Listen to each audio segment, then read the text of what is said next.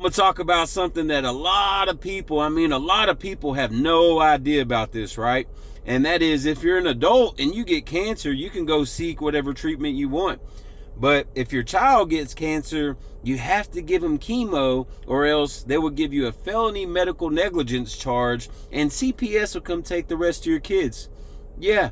So whenever people ask me why I have such a hard time while my daughter's been fighting cancer, beat cancer, now that she's been on life support for 6 months, barely made it off the ECMO machine, and I'm sitting there looking at her little body just tore up.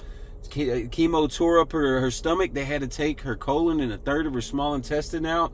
And what it makes me feel like is it makes me feel like a straight punk, right? Because whenever I was helping people get sober, I studied the entire history behind drugs. And I also studied where chemo came from, how it started. And I studied the entire history behind the medical system and when it started in 1913, how it got funded, how pharmacology came about, and why doctors prescribe all these pharmaceuticals, right?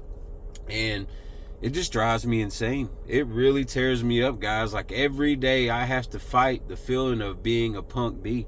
That's what I feel like, a straight coward, because I let them take my daughter. I didn't do anything about it. So I made the choice that I'm gonna stand up and be that voice, because if I'm not strong enough to stand up and be that voice and stand against Big Pharma, then who will?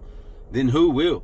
We all know what happened in 2020. I'm not gonna even go into that, but what if it was your daughter that got cancer and then you had to watch them poison her and they told you there's no other cure?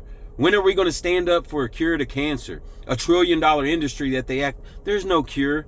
Meanwhile, they're feeding us the stuff that causes it, making us put it on our skin. And I could go on and on and on. But when are we going to stand up to that? Tell me when.